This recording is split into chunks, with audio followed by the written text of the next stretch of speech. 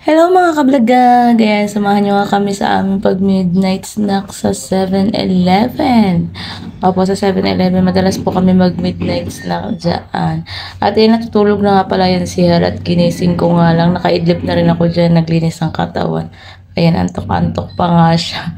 Kasi napasarap na nga siya ng tulog. Eh, nangako nga siya sa akin na magkakape daw kami. Kaya ayan, nagkape muna kami dalawa. At ang na-order nga pala namin dyan ay Hershey. Ayun, dalawang order nga yung in-order namin coffee para tig-isa kami.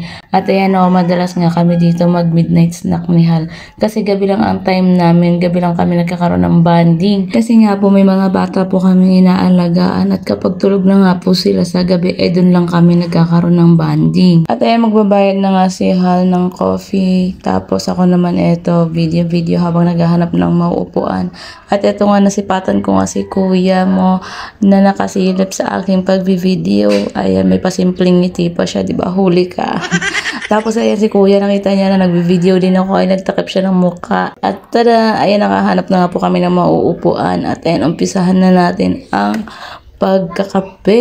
Tapos syempre tamang kwentuhan muna kami dyan habang nagkakape. Higop-higop, syempre mainit-init pa yung kape. Binubuksan ko po talaga yung cup ko kasi para mabilis po talaga siyang lumamig. Kasi mahirap siya inumin kapag mainit. Bumili rin nga po pala kami ng fried bread na ham and cheese. Ayan, dalas po talaga kami pumunta dito tuwing hating gabi. Kasi yun lang talaga yung time namin. Tapos syempre habang kumakain ay tamang kwentuhan na rin. Ayun lang po talaga ang bonding namin tuwing madaling araw. Nakakamiss din yung mga dati naming bonding.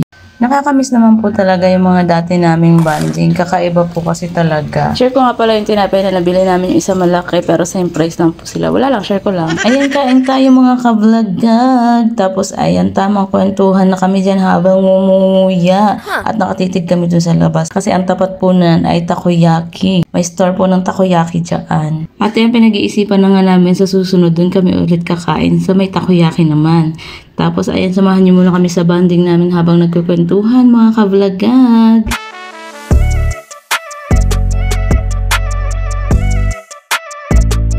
Ayan, tapos na kami mag-coffee mga kablagag. Ayan, pauwi na nga kami at may dala pa nga akong kape kasi hindi ko nga siya naubos. At sa bahay ko na nga lang po siya uubusin, inumin. Ayan, nakasakay na nga po kami ng motor. Pauwi na nga po kami ng bahay. Music, pasok!